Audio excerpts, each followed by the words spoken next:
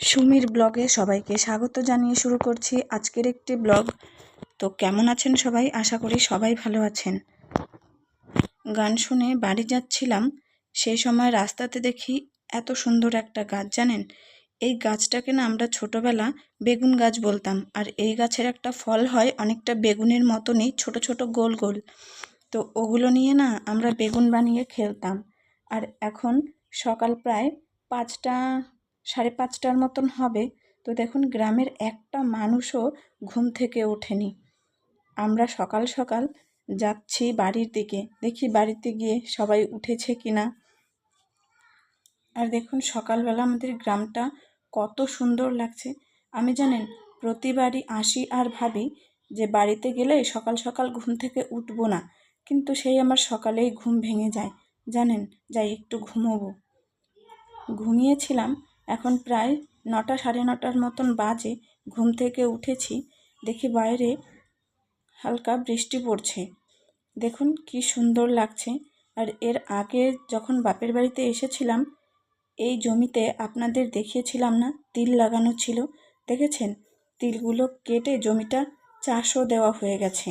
এবার এখানে ধান লাগানো হবে। আর এই জমিতে জল জমেছে, কি সুন্দর লাগছে দেখতে। দেখুন, আর জলের ওপর বৃষ্টি পড়ছে, দেখতে একটা অপূর্ব সুন্দর লাগছে। চলুন এবার যাই বাড়ির ভেতরে। অনেক হলো বৃষ্টিতে ভিজে ভিজে ভিডিও করা। আর সকালে উঠোনটা ঝাড় দেওয়া হয়েছিল, কিন্তু আবার বৃষ্টি এসেছে, হালকা হাওয়াও ছিল, তো তার জন্য আবারও পাতা পড়েছে। চলুন এবার বৃষ্টিতে ভিজতে ভিজতে একটু রাস্তার দিকে যাই।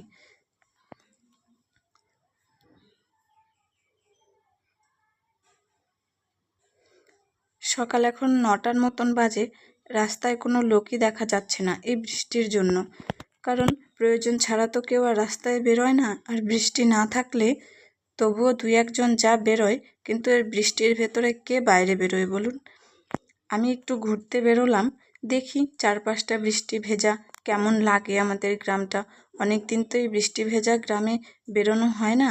আর জানেন, ছোটবেলা আমরা কি করতাম, যখন অঝোর বৃষ্টি নামতো, তখন 4-5 জন বান্ধবী মিলে এই মাথা থেকে ওই মাথা পর্যন্ত দৌড়ে দৌড়ে যেতাম, আবার বাড়ি ফিরে আসতাম। আর আমাদের টিনের চালের ঘর ছিল, তো ওই টিনের চালের নিচ দিয়ে ঘুরে বেড়াতাম, ওই মাথা পর্যন্ত দৌড়ে যেতাম, আবার ওখান থেকে বাড়ি আসতাম। তখনকার আনন্দটাই ছিল আলাদা। এখনও মাঝে মাঝে ভিজতে ইচ্ছে করে, কিন্তু কখনো শ্বশুর বাড়িতে থাকি, কখনো এই বাড়িতে থাকি, কিন্তু মেয়ের কথা ভেবে আর ভেজা হয় না। কারণ আমি তো আর ভিজলে হবে না, নিজের শখের জন্য মেয়েটার কথাও মাথায় রেখে তারপরে ভিজতে হবে। একটু ঘুমিয়ে নিয়েছিলাম, আর এখন প্রায় 3টে, 3:30টার মতন বাজে। রেডি হয়ে গেছি, যেতে হবে এবার বাড়ি, মানে শ্বশুর বাড়িতে। অনেক তো হলো বাবার বাড়ি থাকা, খাওয়া, আরামে ঘোরাফেরা, সব কিছুরই দিন শেষ। এবার যেতে হবে শ্বশুর বাড়িতে। তো চলুন, রাস্তায় বেরিয়ে পড়েছি। জানেন, আমাদের বাড়ি থেকে আমার শ্বশুর বাড়িতে যাওয়ার 2টো রাস্তা আছে। একটা হলো পকেট রোড, মানে গ্রামের ভেতর ভেতর দিয়ে যাওয়া যায়, আর একটা হলো মেন রোড। তো আজ আমি মেন রোড দিয়েই যাচ্ছি। বাস স্ট্যান্ডে এসে দেখলাম একটা বাস দাঁড়ানো, তারপরে বাসে উঠে নেমেছি কালাগঞ্জ। এবার টোটো নিয়ে চলে যাব কাঁচাকালিতে।